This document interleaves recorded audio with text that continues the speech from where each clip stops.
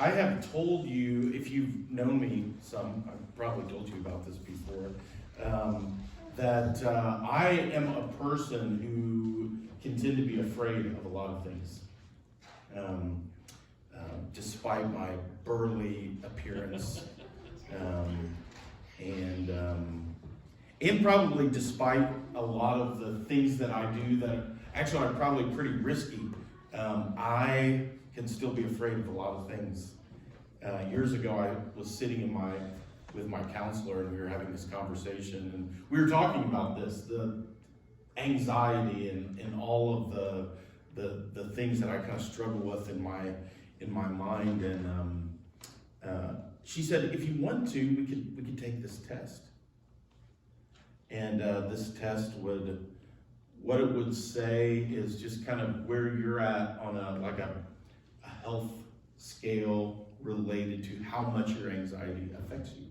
And so I said, okay, let's take the test. So we took the test, and she was like, well, I mean, if you, any counselor, any therapist, any doctor would tell you based on what you said on this test that you have an anxiety disorder. And I don't think I'd ever thought about that before, that I have some, I mean, it makes sense, but I had never really thought that there was some sort of like persistent struggle that I have had. Now, of course, over the years since then, that makes a lot of sense to me. You hide it well. I hide it well, yeah. Yeah, I'm a hider. I'm a real hider. But inside, let me just explain to you, inside my thoughts and my fears can become pretty oppressive and overwhelming at times. I have these recurring feelings that I am going to be completely alone, and that I'm not going to have anything, and I'm not going to be able to cope with life. And so when I think about words like anxious and alone, those have been for a long time. Those have been my friends. Not very good friends, but they've been my companions that have been with me, second guessing myself, worrying about the future, wondering if I've messed things up beyond repair, wondering if the things that I have said to friends or to whatever are going to be misinterpreted, doing all kinds of things that for whatever reason I can't keep myself from trying things that are risky and pushing myself to do it, and then getting into a situation and saying, why did you do this to yourself? And of course, I think I have maybe over time have learned some ways of how to deal with those kind of racing thoughts and persistent things, but I've also tried to think, what's the opposite of anxiety and worry and fear? And I don't think it is necessarily confidence and courage, which would maybe kind of seem like the opposite. But I think the opposite is peace. Peace in the middle of that. And as we make our way through the fruits of the Spirit, this was something we were going to do. We're not making our way through it very fast, but we talked about love and joy, and now we're on peace. And so that's what we're going to talk about today. And the way the Spirit works in us is not creating something that just kind of happens all of a sudden, but something that happens over time and with experience and with habits, and also with just things that sometimes we can't explain. That things just kind of start changing for us at times. And what I love about God in my relationship with him is that he is a God who delivers me from the fears that I have. I wouldn't say that they've been taken away. In fact, they tend to be pretty persistent. But God somehow has a way of being able to meet me in the middle of those fearful places and to kind of, I guess figuratively, but it seems like it's happening, to take me by the hand and bring me to a place of peace. Of course, one of the passages that probably a lot of us have heard or know or are familiar with is Psalm 23, which talks about the Lord being our shepherd. And what does he do? He makes us lie down in green pastures and leads us beside quiet waters. He refreshes our soul. I could tell you the reasons why I probably struggle with a lot of these thoughts of fear, being alone, maybe relate to as a child not having been comforted in the middle of my fears, or not really thinking that everything was going to be okay, even if things end up really bad. And there's a lot of bad things, of course, that can happen in our lives, right? We can lose homes. We could lose jobs. We could lose loved ones. We could end up getting sick. We could lose close friends.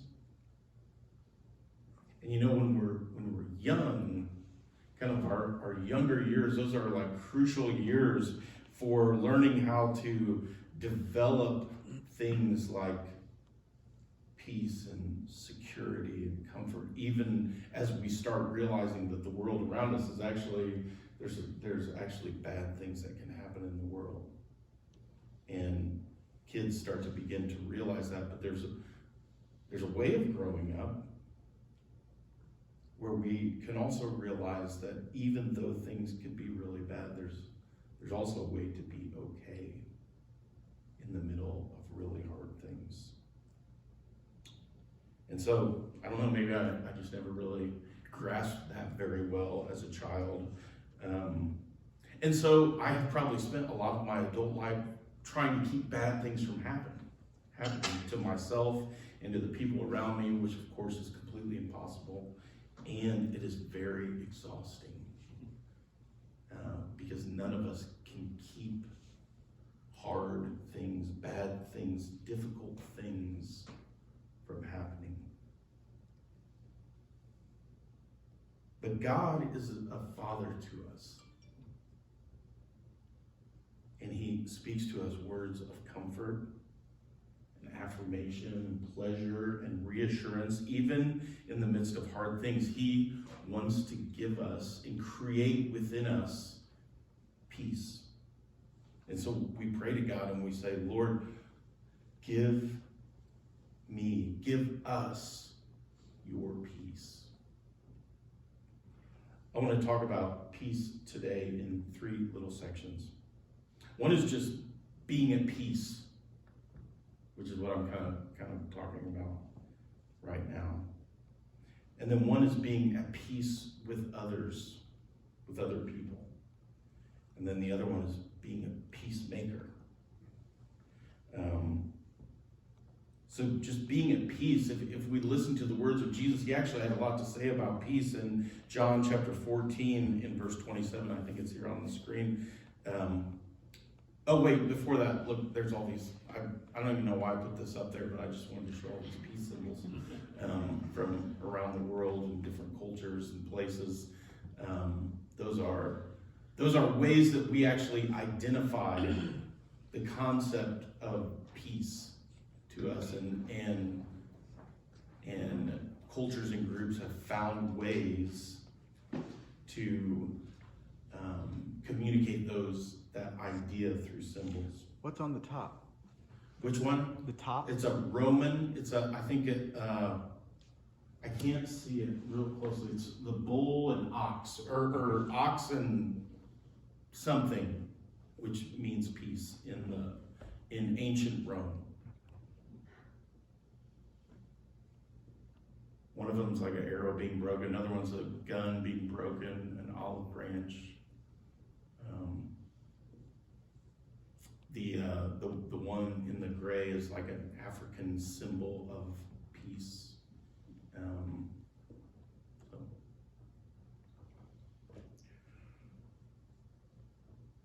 John 14:27 says, "Peace I leave with you, my peace I give you. I do not give as the world gives. Do not let your hearts be troubled, and do not be afraid." And wouldn't it be nice if it was just that easy? Just don't be afraid. Okay. All right.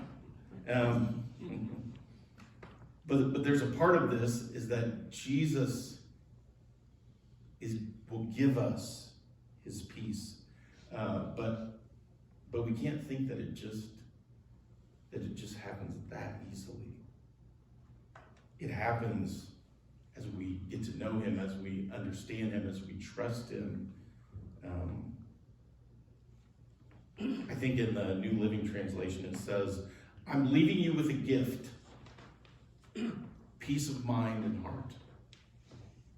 And that really is a gift. I think it's a gift I've probably coveted, probably many of us have. If I could just have peace. There's a familiar passage that I guess when I became a Christian and started hearing things about anxiety and fear and things like that in church, I always heard this verse.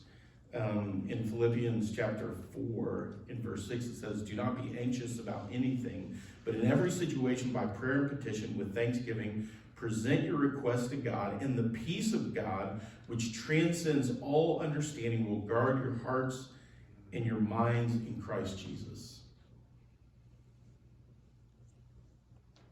And I probably always kind of read this verse and thought there was some sort of formulaic approach. If I could just pray, and if I could be thankful, then I would have the peace that surpasses understanding.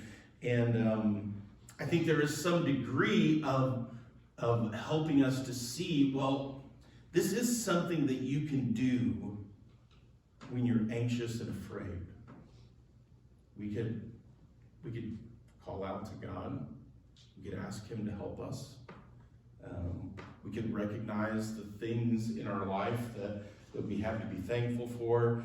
But really what we're needing is we're needing God to give us peace. And the kind of peace that surpasses understanding. It's not something that we kind of make up in our head, but a genuine peace that comes from him. When I have racing thoughts, I have learned actually the best way for me, and maybe this isn't true for everyone, but it's just to just start picking them apart one at a time. And so I just start writing them down. I take a piece of paper and I will just write down, and sometimes it's embarrassing for me to even write down the thing that I'm afraid of, but I will just write it down. I am afraid that whatever, like when COVID started. Every single day up until I got COVID, which was about 8 months later, I thought I had COVID, at least at one point during every single day. But I spent all this time, sometimes I'd wake up in the middle of the night and try to imagine what it would be like to be on a ventilator, or, I mean, it was just like a persistent fear that I had, and I would have to write that down on a piece of paper. I am afraid that I'm going to get so sick that I'm going to have to be in the hospital, and I'm going to be all alone in there, and all, listing out all of the things that I was afraid of. And it's true that actually could have happened. So just writing it down doesn't negate the fact that it might happen. It's just acknowledging this is the thing that is controlling my thoughts, and I can't get away from it. How would you be alone? Your wife would be right there working on you. Yeah, she actually would, because she's been working in the ICU. I don't think they'll let her work on me, though.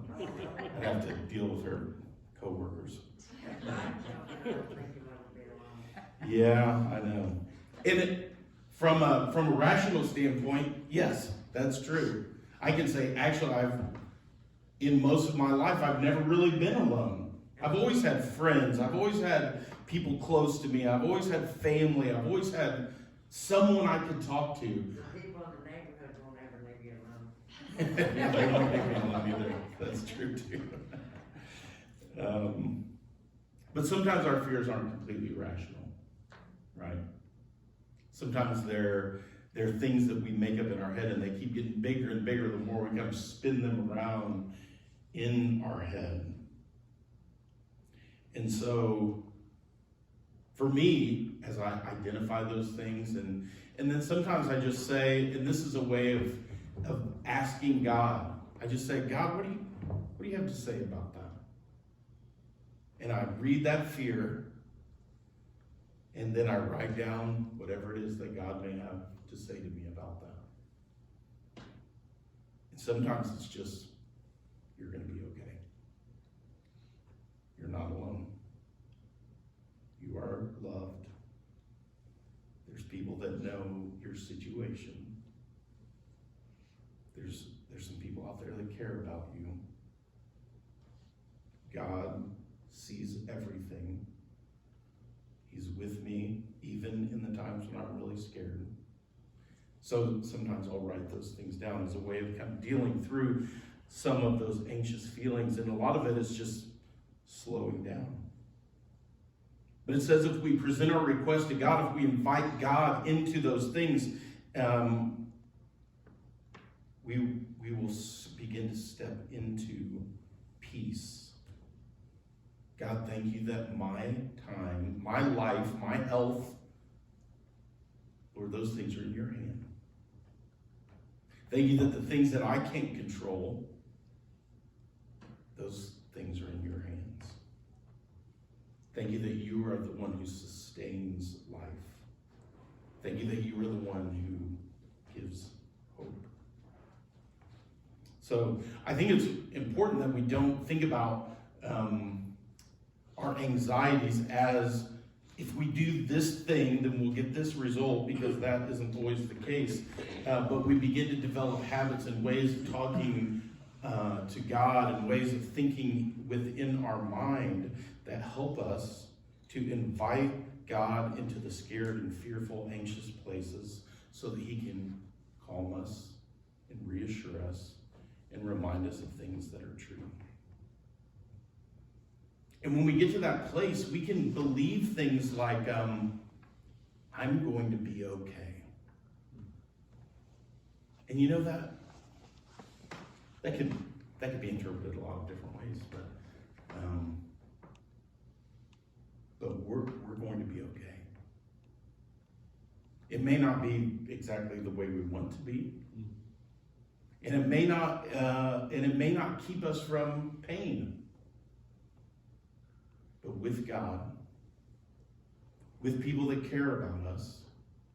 And so that's why we come together like this, to remind ourselves, every one of us, that we are not alone. And we're gonna be okay. We may still have a lot of problems, and we're actually going to. But we can be okay where we're at.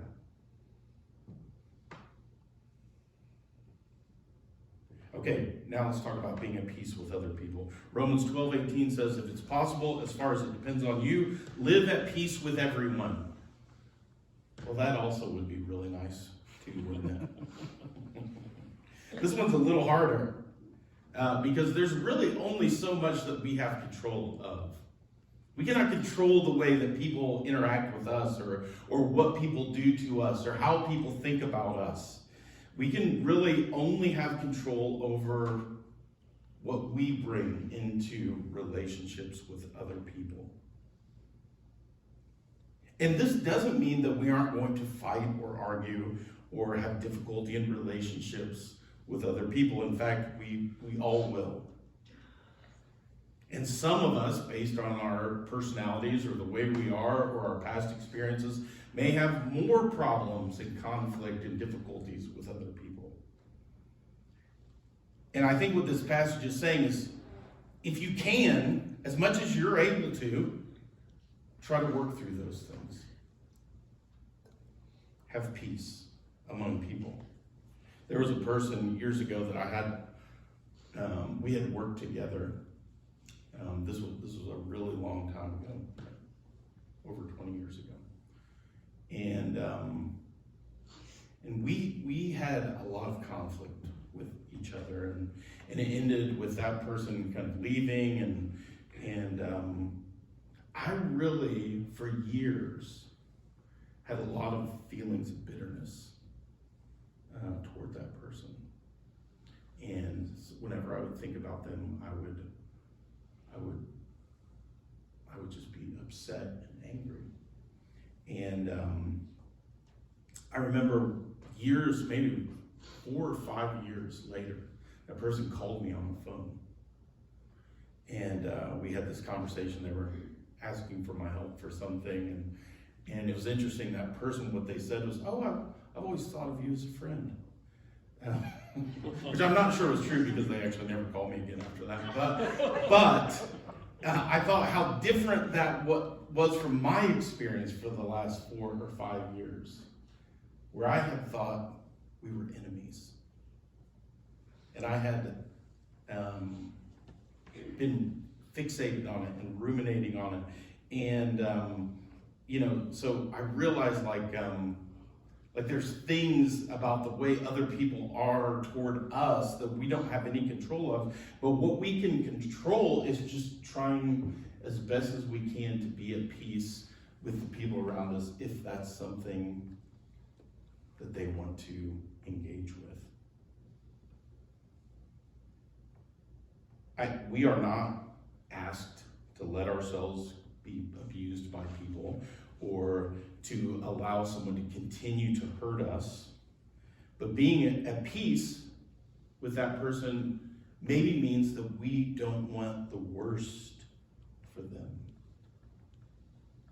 And sometimes we have to have boundaries. Sometimes it may say, well, this person, I'm probably not going to have connection, relationship, interaction with this person because of what has happened between us in the past.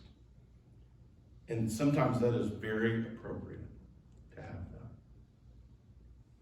But for the people that are around us that maybe we have misunderstood each other, or maybe we've gotten into a fight, or maybe we know that someone's upset with us because of something that we did, what I think this passage or this idea is saying is, if you can influence it in some way, try to be at peace with that person. And of course, in this section, actually, the larger section is actually talking about revenge and not taking revenge on people. The following verse, actually the verse right after it says, "Do not take revenge, my dear friends, but leave room for God's wrath. For it is written, 'It is mine to avenge, I will repay, says the Lord.' On the contrary, if your enemy is hungry, feed him. If he is thirsty, give him something to drink. In doing this, you will heap burning coals on his head. Do not be overcome by evil, but overcome evil with good." And that is quite an image, heaping burning coals on the top of someone's head. That is dastardly. And but if we feed our enemies, and if we give them something to drink when they're thirsty, we will somehow be putting hot burning coals right on the top of their head. But ultimately what God is saying is that avenging, repaying wrong, that's mine to take care of, not yours. So there's an invitation for us to be at peace with the people around us, as much as that depends on us, which there is a lot of it that doesn't have anything to do with us. But as much as it depends on us, we're to be people of peace. And then in Matthew chapter 5, this is the last section on being a peacemaker. Being a person who makes peace. Jesus said this, "Blessed are the peacemakers, for they will be called children of God." Now, we know that we live in a world where there's all sorts of different opinions and division, and that's just kind of how we've kind of come to see just the culture that we live in. The word divisiveness is a word that we use a lot to describe just, I guess, just in general, just people that are out there right now. And we also, as followers of Jesus, as people of peace, as people who are learning what his peace means, we need to also learn how to be people who could build bridges between people who are different too. Not only people who are culturally different, but people who think different, people who act different. We can be a part of helping to bridge those. Did you have a question? I wasn't understanding the bridge. Yeah. Sorry. Yeah, making a connection, helping to make a connection and bring peace as far as it depends on us among people who may have very different ways of seeing the world. I have this friend, his name's Shane, and we were talking about this. He and I are in this group, and in this group we have to interact with certain people that are helping, that are kind of helping us in this group. And Shane, he was just honest. He was like, I just don't like that guy. I don't like him.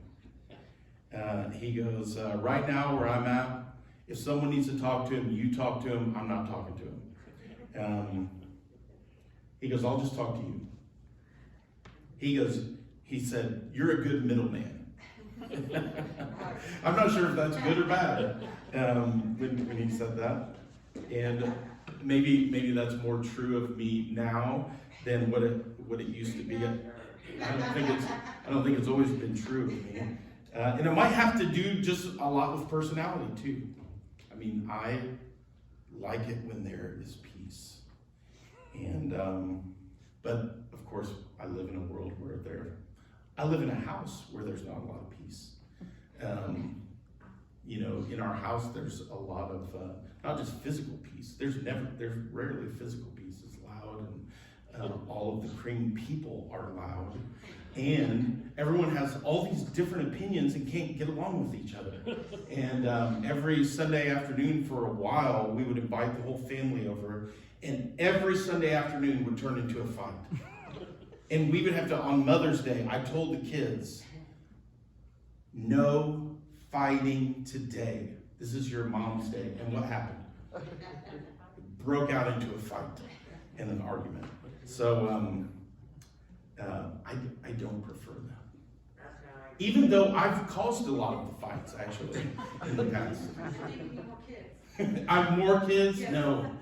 Oh, man. I have enough. When I was young, I used to want to solve problems with violence. I would always think, if it gets really bad, let's just go beat that person up. And sometimes we did that.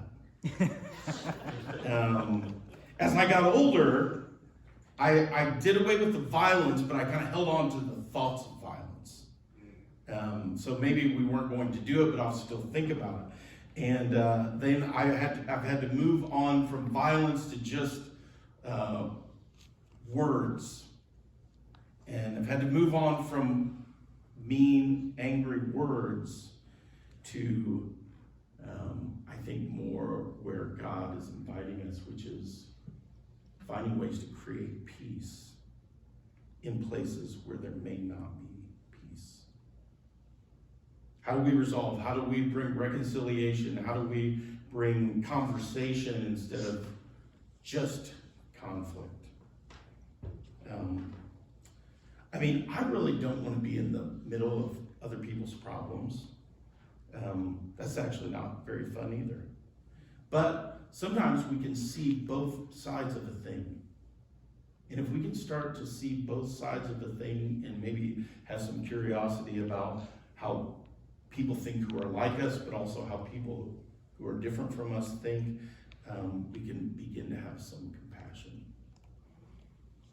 helping bring people together to work out their struggles. I think that's a part of what it means to be a peacemaker. And even with Jesus, he was aware that divisions were going to occur, even related to him, even related to his message.